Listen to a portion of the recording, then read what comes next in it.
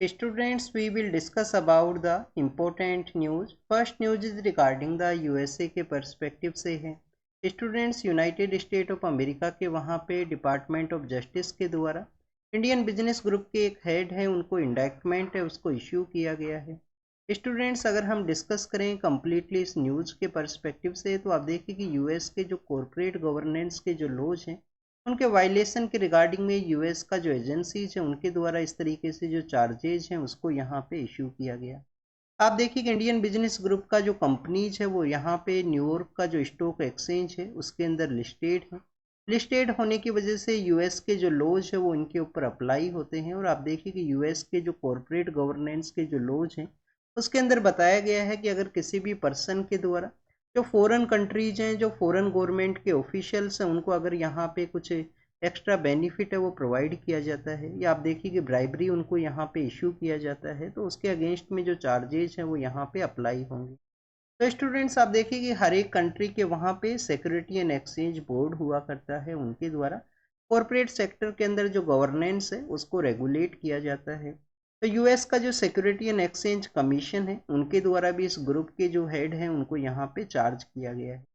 Students, अगर हम India के पर्सपेक्टिव से डिस्कस करें तो इंडिया के यहाँ पे आप देखिए कि सेबी जो इंस्टीट्यूट है उसको सेटअप किया गया था 92 के समय जो स्टेचुटरी ऑर्गेनाइजेशन के रूप से। आप देखिए कि सिक्योरिटी एंड एक्सचेंज बोर्ड के द्वारा जो कॉरपोरेट गवर्नेंस है उसको इंश्योर किया जाता है इंडिया के कॉरपोरेट सेक्टर के अंदर में। और सेबी के द्वारा अनएथिकल प्रैक्टिस है उसको भी रिमूव करने के रिगार्डिंग में एथिकल गवर्नेंस है, जो कि आपका GS4 का जो पेपर है उसके भी सिलेबस के अंदर इंक्लूड किया गया है। तो आप देखिए कि कॉरपोरेट गवर्नेंस के अंदर में एथिकल सेक्टर है उसको भी ऐड किया जाता है सेबी के द्वारा। समय समय पे एथिकल गवर्नेंस के रिगार्डिंग में आपको कमेटी भी देखने के लिए मिलेगा। कुमार मंगलम बिरला कमेटी है, उदय कोटक कमेटी है, जिसको कि 2017 के समय ही कॉन्स्टिट्यूट किया गया था। तो स्टूडेंट्स, ये बेसिकली इस न्यूज़ के पर्सपेक्टिव से था। यहाँ पे कुछ चार्जेज हैं वो लगाए गए हैं ब्राइबरी के। कुछ अदर कंट्रीज है जहाँ पे इस ग्रुप के कुछ एग्रीमेंट्स हैं पावर के रिगार्डिंग में अदर सेक्टर्स के पर्सपेक्टिव से, तो उसको भी आप देखिए कुछ कंट्रीज के द्वारा मेंशन किया गया कि उनके द्वारा उन एग्रीमेंट्स को रिव्यू किया जाएगा कि यहाँ पे कॉरपोरेट गवर्नेंस का जो वायलेशन हुआ है या नहीं हुआ है उसके पर्सपेक्टिव से। तो ये बेसिकली कुछ न्यूज़ था जिसको कि यहाँ पे डिस्कस किया गया। नेक्स्ट अगर हम डिस्कस करें तो यहाँ क्लाइमेट सेक्टर के रिगार्डिंग में है। आप देखिए कि जो डेवलपिंग कंट्रीज है उनका डिमांड है कि उनको फाइनेंस है वो प्रोवाइड किया जाए। डेवलप्ड कंट्रीज जिनके द्वारा इंडस्ट्रियल रिवोल्यूशन है उसको यूज किया गया, एमिशन को कैरी आउट किया गया प्रीवियस ईयर्स के अंदर में। तो आप देखिए कि डेवलपिंग कंट्रीज का जो डिमांड है उतना जो फाइनेंस है वो नहीं प्रोवाइड किया जाता है। COP29 का जो मीटिंग है वो कंक्लूजन फेज के अंदर में है, और अभी फाइनेंस के रिगार्डिंग में जो कम्प्लीटली जो टारगेट्स हैं कितना यहाँ पे फाइनेंस है उसको प्रोवाइड करना है आने वाले 2035 तक डेवलप्ड कंट्रीज के द्वारा। आप देखिए कि COP21 का जब मीटिंग हुआ था, COP21 की मीटिंग के अंदर में या पेरिस एग्रीमेंट के दौरान में जो प्रोमिस किया गया था वो फाइनेंस में भी प्रोवाइड है वो नहीं किया गया है कम्प्लीटली फाइनेंस डेवलपिंग कंट्रीज को। स्टूडेंट्स, 100 बिलियन जो यहाँ पे US डॉलर्स हैं उसको बेसिकली प्रोमिस किया गया था COP21 की मीटिंग के अंदर में। अब यहाँ पे जो डिमांड है वो बेसिकली आप देखिए कि आपको 115 बिलियन डॉलर्स का जो डिमांड है वो देखने के लिए मिलता है। वो टारगेट अभी अचीवेबल फेज के अंदर नहीं है। इसके अलावा आप देखिए कि यहाँ पे जो डेवलपिंग कंट्रीज को बेसिकली लोन एंड ग्रांट के रूप से जो पैसा है, लो इंटरेस्ट रेट के ऊपर जो लोन है, ये ग्रांट के रूप से जो पैसा है वो प्रोवाइड किया जाए, जिससे कि आप देखिए कि उनके द्वारा जो न्यू टेक्नोलॉजी है उसको अडोप्ट किया जा सके, रिन्यूएबल एनर्जी के जो रिसोर्सेज हैं उनको डेवलप किया जा सके, रिन्यूएबल एनर्जी को कैसे यूटिलाइज करना है। अगर हम बात करें स्टूडेंट्स, यहाँ पे जो डेवलपिंग कंट्रीज को क्यों यहाँ पे प्रोवाइड किया जाए, क्योंकि आप देखिए कि जो डेवलप्ड कंट्रीज हैं, जो ऑलरेडी डेवलप्ड कंट्रीज हैं, उनके द्वारा एमिशन को कैरी किया गया। और अगर आप लिमिटेशंस लगाए जाते हैं सभी कंट्रीज के ऊपर में, तो डेवलपिंग कंट्रीज के द्वारा तो एमिशन भी नहीं किया गया, उनके ऊपर इस तरीके का लिमिटेशन है वो आप देखिए कि उनको एक्सेप्टेबल है वो नहीं है। तो इसके अलावा स्टूडेंट्स, COP29 के अंदर में जो आप देखिए कि आपको न्यू कलेक्टिव जो क्वांटिफाइड गोल्स हैं, वो भी आपको देखने के लिए मिलेगा कि ये गोल्स हैं इनको अचीव करना है, फाइनेंस यहाँ पे प्रोवाइड करना है। स्टूडेंट, द हिंदू ग्रुप का जो आर्टिफिशियल इंटेलिजेंस के रिगार्डिंग में एक मीटिंग है वो कंडक्ट हुआ है। तो आप देखिए कि समिट हमारी UPSC के एग्जाम के परस्पेक्टिव से नहीं इम्पोर्टेंट है, आर्टिफिशियल इंटेलिजेंस के और रेगुलेट के रिगार्डिंग में काफ़ी बार आर्टिकल्स आपने रीड किए होंगे। यहाँ पे एक ह्यूमनॉइड है उसको शो किया गया है। आप देखिए आर्टिफिशियल इंटेलिजेंस के कुछ बेनिफिट्स भी हैं, तो कुछ यहाँ पे आपको नुकसान है वो भी देखने के लिए मिलते हैं। कुछ बेनिफिट हैं हेल्थ सेक्टर के रिगार्डिंग में, एग्रीकल्चर के पर्सपेक्टिव से इसको बेटर वे में यूटिलाइज किया जा सकता है। और भी काफ़ी सारे ऐसे सेक्टर्स हैं जिसके अंदर इसका यूटिलाइजेशन है वो आपको देखने के लिए मिलेगा। नेक्स्ट अगर हम बात करें स्टूडेंट, जो ह्यूमनॉइड यहाँ पे डेवलप किया गया है, आप देखिए कि ह्यूमनॉइड के बारे में हमने काफ़ी बार इसरो के पर्सपेक्टिव से भी डिस्कस किया था। इसरो का जो स्पेस मिशन है, इंडियन स्पेस रिसर्च ऑर्गेनाइजेशन का जो स्पेस मिशन है, उसके अंदर एक ह्यूमनॉइड है उसको सेंड किया जाएगा अर्लियर फेज के अंदर में। तो आप देखिए कि उस ह्यूमनॉइड का जो नेम है वो क्या है, व्योम मित्रा, वहाँ पे जो नेम है वो आपको देखने के लिए मिलता है।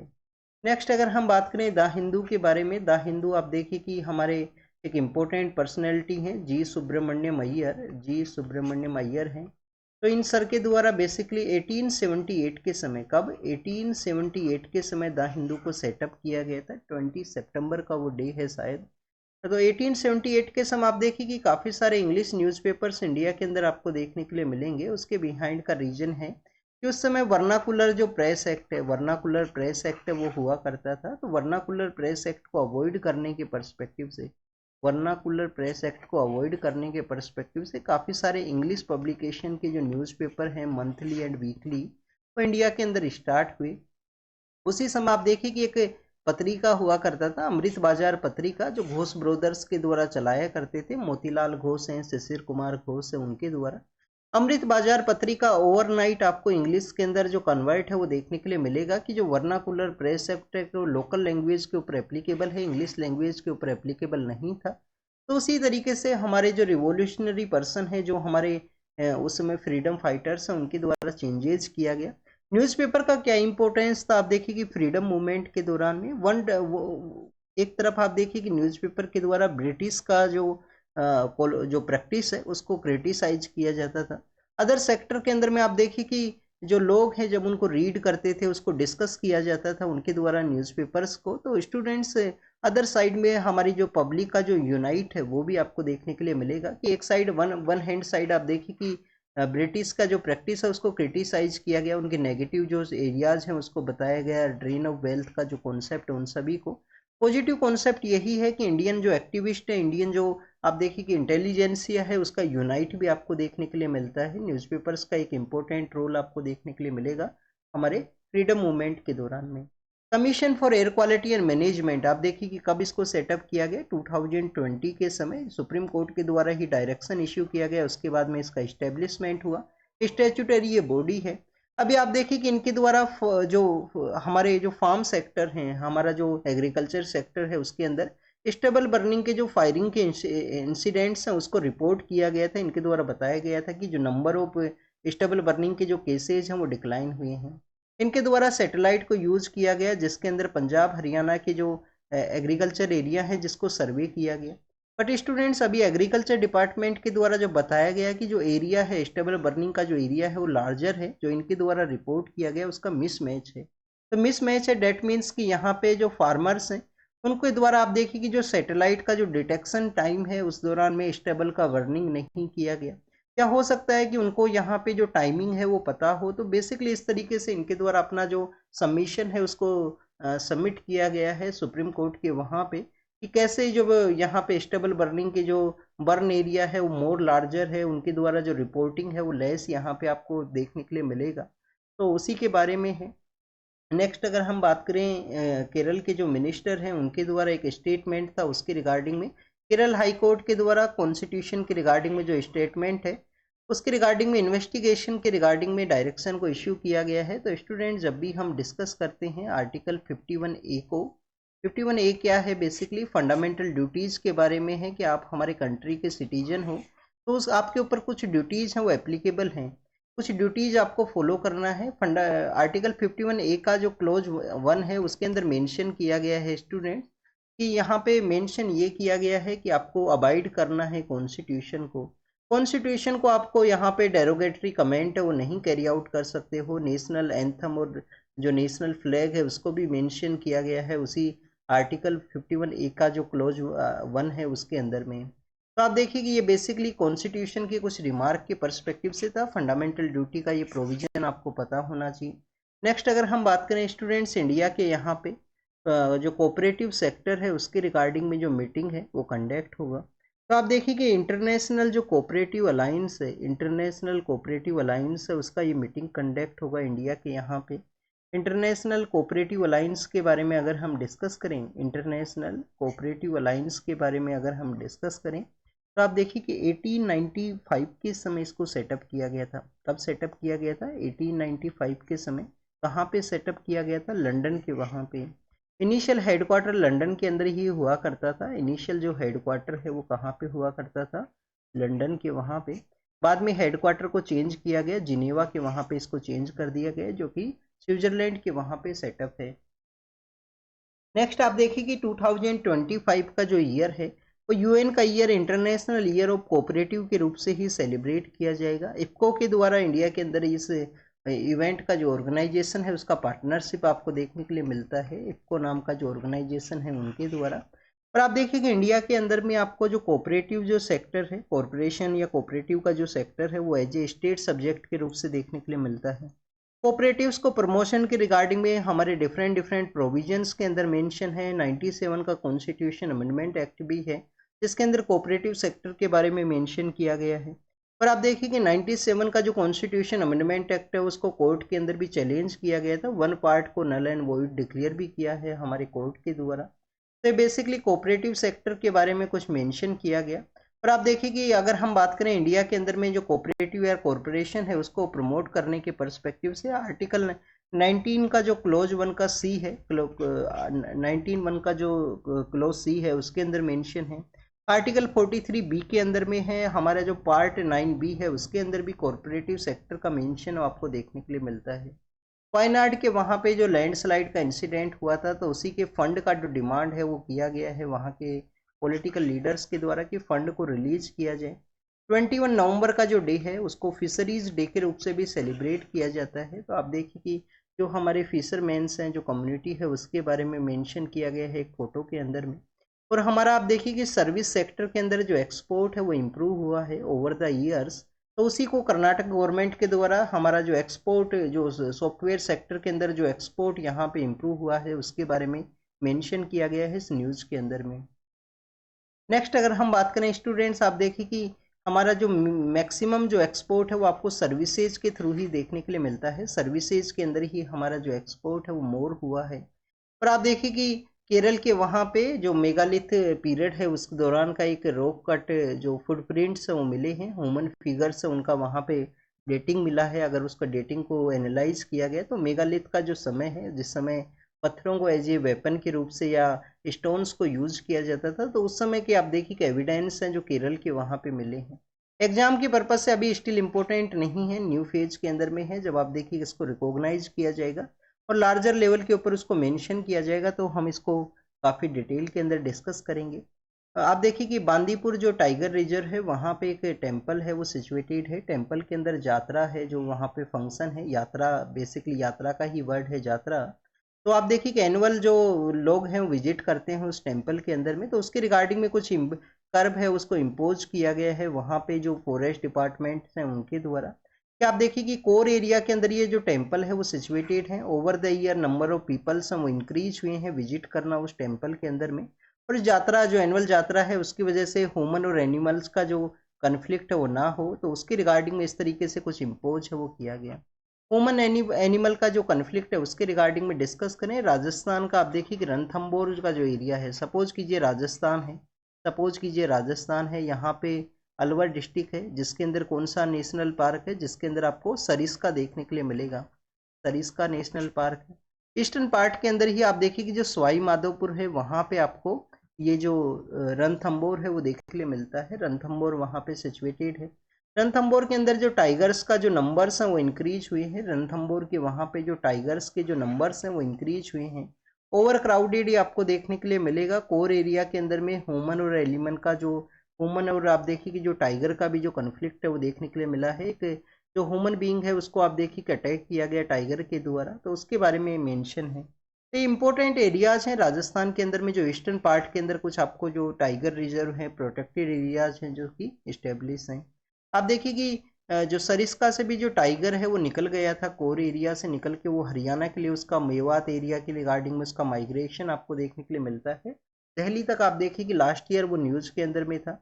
और इसी समय यहाँ पे रणथंबोर से कोर एरिया के अंदर में जो विलेज है उसके अंदर अटैक किया गया, कोर एंड बफर एरिया के अंदर जो विलेज है वहाँ पे। नेक्स्ट अगर हम बात करें स्टूडेंट्स, इंडिया के जो न्यू कैग हैं उनके द्वारा ओथ प्रोसेस या ऑफिस है उसको कैरी आउट किया गया। हमारे जो न्यू कैग हैं उनका जो ओथ प्रोसेस किसके द्वारा कैरी आउट किया जाता है? प्रेसिडेंट के द्वारा। क्योंकि आप देखिए कि जो कैग है वो बेसिकली यहाँ पे आपको कॉन्स्टिट्यूशनल ऑफिस देखने के लिए मिलेगा। आर्टिकल 148 के अंदर इसको मेंशन है। आपको एक होमवर्क भी दिया गया था, तो ऑडिट और अकाउंट का जो सेक्शन है उसको कब यहाँ पे सेपरेट किया गया वो आपको कमेंट सेक्शन के अंदर बताना था, आपका ये होमवर्क है। नेक्स्ट आप देखिए कि हमारे जो डिफेंस मिनिस्टर हैं उनके द्वारा जो बुद्धिज्म का जो डॉक्ट्राइन है, जिसको कि बुद्धिस्ट डॉक्ट्राइन के नाम से जाना करते हैं, तो उसके बारे में मेंशन किया गया है। लाओस के लिए वो विजिट के लिए गए हैं। लाओस के वहाँ पे जो सिक्योरिटी कॉन्क्लेव है, डिफेंस कॉन्क्लेव है, उसके अंदर उनके द्वारा ये स्टेटमेंट है वो दिया गया बुद्धिस्ट डॉक्ट्राइन के पर्सपेक्टिव से। इसके अलावा आप देखिए कि इंडिया और ऑस्ट्रेलिया के द्वारा भी एक एग्रीमेंट है वो साइन हुआ है। कल हमने रिन्यूएबल एनर्जी के पर्सपेक्टिव से डिस्कस किया था। आज का जो बेसिकली आप देखिए कि एयरफोर्स का जो एयर टू एयर रिफ्यूल का जो कॉन्सेप्ट है उसके रिगार्डिंग में कुछ एग्रीमेंट्स है वो साइन हुआ है। आसियान के जो ग्रुप के जो कंट्रीज हैं, आप देखिए कि association of south east Asian Nations हैं जो आसियान है, 10 कंट्रीज इसके पार्ट हैं। बैंकॉक डिक्लेरेशन के थ्रू ये एस्टेब्लिशमेंट में आता है। 10 कंट्रीज इसके पार्ट है। कंट्रीज को हमने काफ़ी बार रीड किया है। तो आप देखिए कि जो उनके साथ में भी जो एग्रीमेंट्स हैं उनको यहाँ पे जो सिक्योरिटी कन्क्लेव है उसके अंदर कोऑपरेशन के पर्सपेक्टिव से हमारे डिफेंस मिनिस्टर हैं उनके द्वारा डिस्कस किया गया। स्टूडेंट्स, मणिपुर के अंदर, मणिपुर के पर्सपेक्टिव से यहाँ पे डिस्कशन है एडिटोरियल के अंदर में कि मणिपुर के अंदर वहाँ पे जिस तरीके से वायलेंस का जो सिचुएशन है उसको किस तरीके से टैकल करना है।